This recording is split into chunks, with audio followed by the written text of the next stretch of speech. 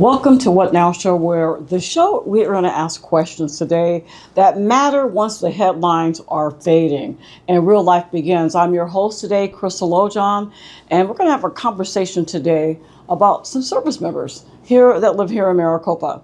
And we're going to talk about a little bit about once they take their uniform on, we're going to ask them the question, what now?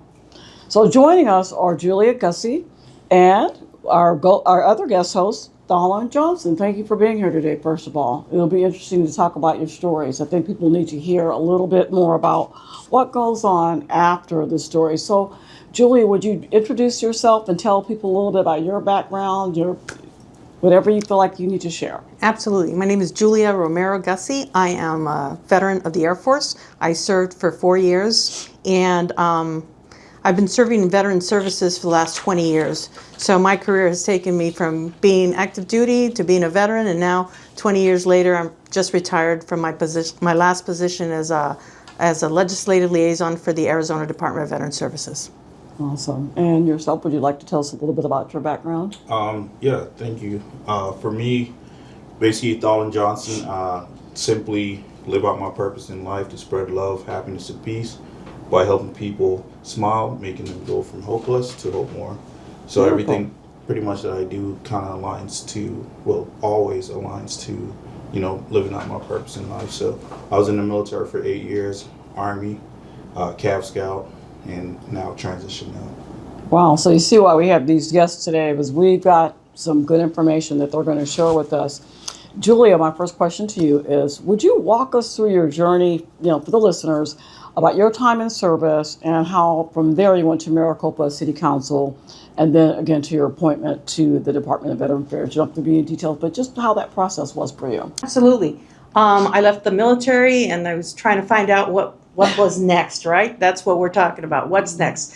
I ended up working for the Department of Veteran Affairs at the West LA VA Medical Center. I was a secretary for the Department of Oncology. So I was a tumor board secretary. I saw many veterans from the First World War who are still there around, Second World War, and also Vietnam. And soon after, we started seeing a lot more of our veterans from Afghanistan and so forth. I worked there for a couple of years. It was the best job I have ever had. Then I went on to work for California State University. When we moved out here to from LA to Arizona, I ended up looking for a job. I couldn't find a job anywhere, and believe it or not, unless you have your education, I just couldn't find any positions that suited me. But we also came out here without insurance. So one of the things, the biggest thing that made me become a veteran advocate is because I came out here, the Phoenix VA had no services for women as far as OBGYN or women healthcare. So what ended up happening is they shipped me out to the community to get community care. And that really upset me because I had served equally with my male counterparts. My husband and I both had the same positions while in the military. And here he had any injury that he had, he could go to the VA. I couldn't go to the VA for VA health care as far as women health care was concerned. So that was one of my biggest first fight, was to make sure we got a women's clinic. So we ended up fighting. Many of us were advocates. We got involved. And we actually changed that. And by 2012, we had our first women's clinic. But to think how many veterans came to the clinic at VA and couldn't get women health care because there wasn't available. Now you have baby showers at the VA. Did you know that? No, I did not They know have VA. And that's because of all these women, myself included, that fought to make sure we had that health care there. Yes. That is awesome. Yes. So you definitely know firsthand what those kinds of transitions Absolutely. took place. Thank God for you. I'm glad you've been in there, that you were there to do that. And Tholin, you recently transitioned out of the military. Tell us a little bit about your service and how long have you been out now? For me, my service was about 8 years. I was Cav Scout, did 2 combat tours, Afghanistan, and then we did one to Nigeria. For me, the final chapter, my role was pretty much team lead. Final chapter in the uniform was kind of, I would say it was kind of rough for me because I looked at I never expected to get out the military, especially that young. I was looking forward to really excelling in the military. We had when I first got in, we had a black sergeant major of the Army. The way that went, I looked into the history of how that all went down, and when I looked at that, my biggest thing was that I wanted to be that person to get to that level and erase how that ended for how that was viewed as a black high leader of how it all ended. So for me to get out that young in the military was very tough for me getting out. How old were you when you got out? I don't really celebrate birthdays, so okay. I can't remember how old I was at that time, but it was in 2018. Okay, yeah. okay. I got out in 2018. I'm about 35 right now. Okay. Wow. And so, what was your role though while you were in the military? What exactly did you do? So as a scout, I was a TC. Well, I was a dismount team leader. TC. And I had many roles to take care of within the squadron, pretty much, of helping out with PT, helping out with being in charge of housing for military for soldiers, single soldiers, pretty much getting them into the barracks, stuff like that. So I had a couple of roles. Yeah. How was that as a job? Was it an easy gig or? Yeah, military was super easy for me. Growing up as a kid, everyone kind of knew that's where I was going to go. I grew up in the Caribbean. So okay. I thought I detected an accent there. Okay. So we had the Cub Scout and the cadets. I grew up in those and was always placed in leadership roles. Oh, okay. So once I got in the military, I fast-tracked pretty fast. I achieved all my ranks pretty fast, so okay. It was easy. Thank you so much. We're going to wrap up and come back, and we're going to talk a little bit more to these wonderful veterans. 80% of Americans accused of a crime will get appointed a public defender. We're the front line of defending people's constitutional rights. For every dollar we spend on public defenders, we spend $3 on prosecutors. The entire apparatus of the state is behind the prosecution. Gideon's Promise trains, mentors, and supports public defenders. It's changed the face of public defense. It gives me that sense of I'm not doing this by myself. It's fueled me to continue on in this fight. When the game is on the line, championship teams know the game plan. They communicate and work together to win. We all need a game plan to protect ourselves online. Talk to family and friends so they know how to stay safe too. Create strong passwords, turn on multi-factor authentication, update software, and recognize and report phishing, because online safety is not something you want to fumble. Get more game-winning tips at cisa.gov/secure our world. Then share them with family and friends. We are talking to our host, Tholin, and we're talking to our Miss Julia Gusse, and we're finding out a little bit about their experience as veterans and a little bit about how they transitioned out. And beyond, I just have a quick question. So beyond the title, the paperwork, and all that good stuff, what does the word veteran actually mean to the two of you individually? I'll go first. The word veteran is going to be a lifetime title for many of us. When I worked for the Department of Veteran Affairs, I know one of the first things that I would talk to all our veteran community members was, we're going to spend more time as a veteran than we ever did in the military. So I spent 4 years in the military, and I'm now 30 years as a veteran. Wow. So I'm going to spend more of my life as a veteran, God willing, than I will as an active duty military person. So the word veteran means that we served. And it's a misconception, but a lot of people understand that the word veteran only applies to those that served in combat, which I've had to go back and re-educate those individuals. A veteran is a person who served on active duty, period. And people do make that difference. I noticed that, yeah. What did you actually Especially do? for women. A lot of women, we don't even... I'd say for the first 15 years of my life, I didn't even admit that I was a veteran, because there was a lot of negative connotations that came along with it. Yeah. Wow. And Tholin, would you like to talk a little bit about what it means to you to be a veteran? For me, and we actually had that conversation in the Maricopa Veteran Healing Circle on Saturday, which was it was the same where I shared, like, I had a struggle pretty much getting out due to the stigma that goes with being a veteran, especially combat veteran. There's a lot of negative feelings that goes behind that. I was feeling ashamed and things like that. So one thing we talked about in the circle was, what does memorial mean to us now? So for me, I've learned that shift now for me has become from, that shame to now honor. Wow. So when I think about being a veteran, I think about the values of that we shared while we were in the military. So that loyalty, duty, respect, honor, integrity, selfless service, and personal courage. Interesting that you both said that. I've talked to other veterans who had to say the same thing. They didn't really want people initially to know that they were veterans. Yes. And I find that to be, interesting, because in the U.S., we revere our veterans, or we should, but there's such a stigma attached to the fact that you were serving. So do you have any problems now coming out, transitioning out? Which we're going to take us to our next question, or a final, not a final thought, but we're going to talk about how was the process of your final weeks going from uniform to being discharged and being a regular citizen. What was that like for you? For me, like I said, it was rough because it wasn't something I was expecting. I obviously, also my leaders wasn't expecting me to get out the military that fast. But for me, I was always prepared, kind of like I speak to some young recruits now. I tell them there's two ways to get out the military, right?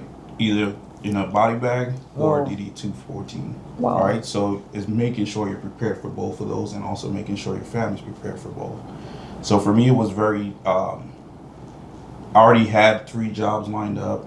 I was able to take care of myself in that moment. It just was confusing for me to figure out what's going to be next for me.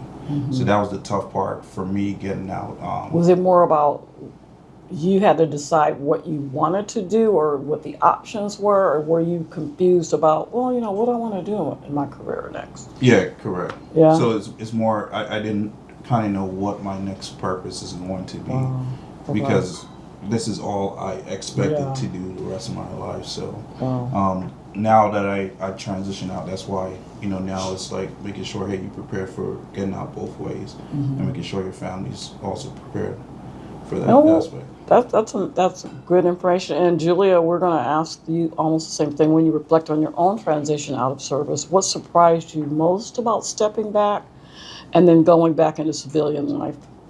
Any surprises? When I enlisted at 17 years old, and in order for my parents, very strict Mexican household, for them to sign my paperwork for me to even enlist, I had to make them a promise. So I promised them that I'd finish college. So when I got out, I knew I was going to go back to college. But by the time I got out, I already had 1 child and another one on the way. So it was more difficult for me than I thought. So it was very difficult to get back into school with, kids already, and trying to figure out how I was going to get back to school. And then as a 20-something-year-old, going back into school isn't very easy, especially when you're taking the English 101 and there's a bunch of 18-year-olds in the classroom and you're 23, 24 years old. It's very, very difficult. But I found a program, Veterans Upward Bound. I found it out in LA. It was at the Telecu building in East LA. So I went through that program, and lo and behold, 20 years later, I became the director of Veterans Upward Bound here at Arizona State University. I was the first female veteran to hold that position, and that position had been there on the campus for over 45 years. So it was really an honor to go back as an alumni of Veteran Upward Bound to become a student. Well, 15 years before, I was a student and then become the director of the program. So I helped many veterans get through school just like they helped me get through school. It was a great program. I used my GI Bill. I ended up finishing my bachelor's degree, and then I finished up a master's when I got here to Arizona. So. Wow. So it's called Veterans Upward Bound. Yes. So tell us a little bit about that program. I think people need to know about that. The program exists all over many, many states have it. And the intention is to prepare a veteran, now a former military member that was on active duty, to prepare them to use the GI Bill. Okay. Now, they don't use the GI Bill while they're in the program, but they just get them prepared. You know, a lot of our veterans enlist when they're very young, straight out of high school. Yeah. So if you're going to go back and you're going to take some college courses, you're going to need a refresher course. Many of our veterans are deficient in math, so they need that refresher course to get them back into using math and getting back into the classroom. So the Veterans Upward Bound programs give them that resource for free. They don't have to use their GI Bill. And we provided veterans with laptops in order to get back into school, different programs. I ran into a lobbyist at the state capitol. He was one of my former students. Wow. And he said that our program got him a free laptop that helped him get through law school. So it came full circle. The program works, and a lot of these programs are going away because the funding's going away. Okay. Yeah, Wow, it's unfortunate. which is a shame, actually. Tholin, what's something that you carry from service that you have a deep pride about? There's a lot, pretty much. Definitely serving. I think definitely going out and doing the things that we do. That's very tough, and a lot of people can't really have to do them. But definitely coming back and being able to provide that service. Can you think to about a each other. specific incident, maybe? It's something that you did that went, wow, you know, with interacting with another officer that, or, you know, something that you felt like, wow, you know, I'm glad I did that. I have deep pride about it. You mean in the service? Yes, What was in the service. Or, yeah, and something that you carry. A good experience, something that made you feel really proud. So for me, definitely was in my MOS as a 19 Delta Cav Scout. There's not a lot of colored, even though you know, Buffalo Soldiers. I learned about Buffalo Soldiers and the history behind that, and those guys I looked up to a lot within my service. However, in the modern day, when I went through, there wasn't much of us, and I had to be that person for in everything that we did. Awesome. You know, it's kind of laying a path for others to come before me. I had opportunities to leave, and everybody told me why I didn't leave those situations. And for me, it was always thinking about the guys that's coming after me. You know, so even deploying, I was like the only one out of our platoon to deploy, and that's because I just had to excel 10 times more than everyone else to get where I needed to get to, and just being in front of high ranks, making sure I represent myself for pretty much the people who have to come after me. So there was points where now I started to see soldiers, you know, black and brown soldiers from other units that would come to me for guidance. And then also when we had new soldiers, I would take them exactly, hey, here's how you learn, here's how you do this and that. And then there was a moment when I first came to that unit, there was no black leaders pretty much in our MOS. And we had Soldier of the Month, you know, Soldier of the Quarter, you had those pictures up, and there was never a black face up there. So I came to the point where I was the first, and I had Soldier of the Month and Soldier of the Quarter at the same time, and I had my mom fly out pretty much to come and see that moment. So being very proud in that moment to see them, you know, younger black soldiers came after me, and kind of, and definitely that's something to be proud of. Yes. Yes. Heck yeah. Well, I'd like to ask both of you a little bit about the transition. Was leaving the military as smooth as you thought it would be? Was it rocky? Did it catch you off guard? It was very rocky for me.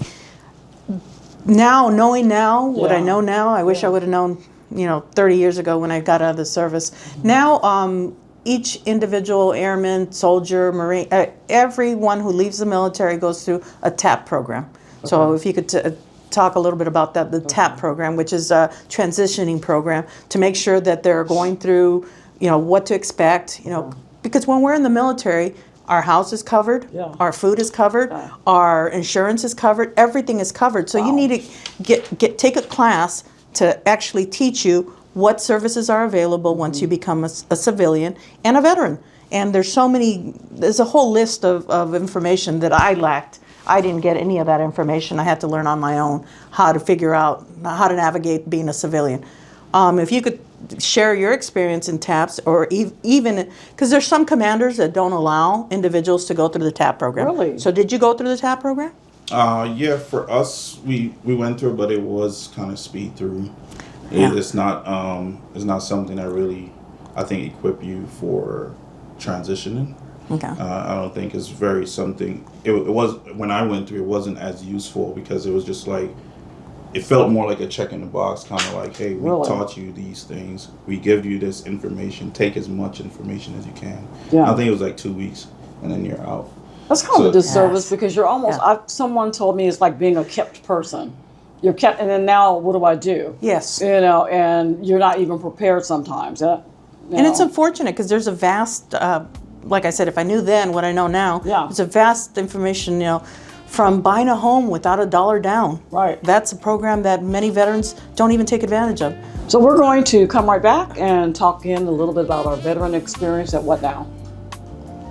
Children exposed to poor air quality have smaller lungs and higher rates of asthma than children with good air quality. IQ Air Foundation is working to change this, providing filtration technology to school children with poor air quality through the Clean Air for Kids program, helping kids to breathe over 90% cleaner air indoors, removing barriers to learning, reducing sick days, and increasing test scores. This is all key to environmental and climate justice. Find out how you can help at IQAirFoundation.org. Another teenager, victim to fake pills. Did you know that fake prescription pills may contain fentanyl? Before buying pills from social media, think again. Learn more at McGruffPSA.org and go for real. Welcome back to What Now, where we're talking to our veterans who have had major experiences in the military, and they are giving us some insight today. And I would like to go down the road a little bit about mental health, because there's so many stigmas attached. I'm sure you guys have experienced that with the way people react to people in the military and mental health. And so I wanted to find out that what is actually, in your opinion, helping veterans now, and what's still missing in your opinion? I think we're reaching more and more veterans now than we ever did before. And like I said, my service has been a 30-year gap, and yours is closer. But in the last 30 years, I think we've improved. We still have a long way to go. I think our veterans, especially our veterans, it's a unique population that cannot accept failure.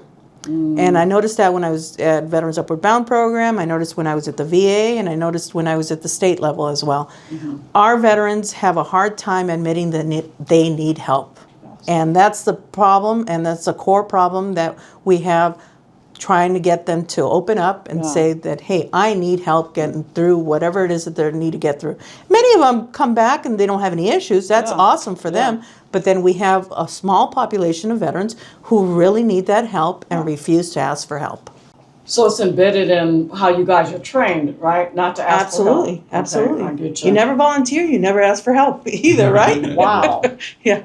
So I wonder if they're ever going to change that, or is it helpful when you're in combat to feel this way? I never served in combat, so I think it's more. Our veterans are so used to never asking for help or never, reaching out for that, to grab that assistance, that they're so used to it that they won't do it, even when they're at the rock bottom. So, and by the time we get them to get them to help them, sometimes it's a little too late. Yeah. Wow. And unfortunately, the only time it's too late is when they've already, Hit either the bottom. they either hit bottom or they've actually done something to themselves. Because the one thing you can never come back from is death. Yeah. So the minute they've already gone to that place, there's no way we could help them. Yeah. So we need to catch them before they even think about doing that. Yeah. And some of us that are caregivers, I know we see this. What are some clues that we maybe need to reach out and start maybe really doing some digging with them? Like, are you okay? What's going on? Or there's some signs that you have maybe noticed about some of our veterans? I think for each veteran, it's a different case. I had a student that was going to my coordinator, who's a male coordinator, who kept coming in, and she would never sign up for the program. And finally, the last day that she came in, he asked me, hey, can you see her? Because she won't open up and she won't sign up for the program. So I saw her, and it turns out that she was having a mental breakdown. She had suffered military sexual trauma. She had been raped while she was on active duty by multiple individuals. And she was at a point where she needed that psychological help. We immediately called VA. We immediately got her to the VA facility, and they helped her. That she was never signed up for VA either. So that was another process that most veterans don't sign up for VA once they get out of the service. So she was never signed up for VA, but we got her the help that she needed. They kept her at the hospital, and they helped her. Years later, I found out that she did get the help that she needed. But just the fact that they wait till they're rock bottom, at that point, unfortunately we lose many veterans at that point. How horrible is that? In your opinion, how do you think military does with regard to the military health, the mental health issue, and what could they improve in? For me, I believe everything serves a purpose. So, being in the combat situation, there were times where, we just had to push through, where we can't sit and think about, how we're feeling in this moment, what we're going through, pretty much because it's life or death. So we depended on each other to kind of be there for each other. So where I see the big distinction comes from, where it starts to get, kind of choppy, is when you do get out, you don't have that support anymore. So now it kind of falls on yourself, and we don't know we're not equipped to pretty much know how to cope with those feelings. So I feel like I believe what I see now, especially for, on my side, is definitely I had to understand what help is, and that I needed help. So like Julia just said, 63% of veterans that commit suicide does not get help from the VA. Right, we're down to 63% now. Right, and I think that's the big thing, where a lot of those, the truth behind it too is a lot of those veterans also had trouble, getting out of the military. So when you discharge dishonorably, you can't really get much help. So you don't know where those resources are. So that's something, I've been big on since 2018, because I lost a battle buddy to suicide. He pretty much went to the VA, and he committed suicide when they were doing all those things in the park. And that's what hit me big, to start doing a movement where I'm helping veterans to kind of see, hey, you need help in this moment, and to have more conversations. I wrote a paper and everything in school, and I received a scholarship for that paper and everything. Awesome. And it's just big of creating those conversations, creating those moments for those guys who feel like they can't get help, they don't have the resources. So creating that environment for them to then go to the next step. And that's what I'm seeing that's working on our end, where we're talking more to guys in our platoon who never went to the VA for help, but now we're having those conversations. Now they went and got help. Now they're getting more of the benefits. Now they're going to do more things like that. So it's understanding for ourselves that we need help, but also being realistic to understand that we don't know how to look for that help or identify that we need help, and we weren't taught those skills. So that's something you have to deal with on your own, pretty much coming out. Did you guys experience when you got out, then all of a sudden your friends were nowhere around? Well, because they weren't. Yeah. So we each go to our own individual cities, so it makes it more difficult to have that camaraderie, within the spaces. And one of the things that I wanted to add is to make sure that veterans that need help, even if you were dishonorably discharged. When I was working with the Biden administration, with the VA, we were making sure that those individuals who were dishonorably discharged for reasons not of their own fault, they were getting those discharge reversed. We made sure So you can fight for that. Yeah. Oh, yeah. There was that. During the Biden administration, there was individuals who were let out of the military because of their sexual preference. So those individuals, we brought them back. Yes, we brought them back. because during the time, don't ask, don't tell, well, if you said that you were gay or lesbian, you were kicked out of the military. So we made sure we got their discharge changed. That's interesting. I did not know that was still an issue. Finally, we're going to wrap up pretty quick. We're going to wrap up now, but I'd like to talk a little bit about, or get your opinion about, what impact that your service made on your family. How did that impact your family and yours? Just, I'll say, transitioning out. Was that kind of for them? Did they think, oh, this person's coming home now, I'm happy about it, or was there some apprehension? Or well, I think for me, it's very unique. My husband and I both served together in different branches. He was in the Navy, I was in the Air Force, but we met in technical school. So we met really young when we were still starting our careers. So we ended up, and I think to this day, we've been married for 35 years. To this day, we haven't met a couple that's been married as long as we have. So it's very unique. Wow. So at least I had someone to rely on. He and I we knew each other from when we were very young in the military, and we've known each other for all these years. But to think that he just applied for his veterans claim just 3 years ago when I was working for the Biden administration, because he didn't even think he could.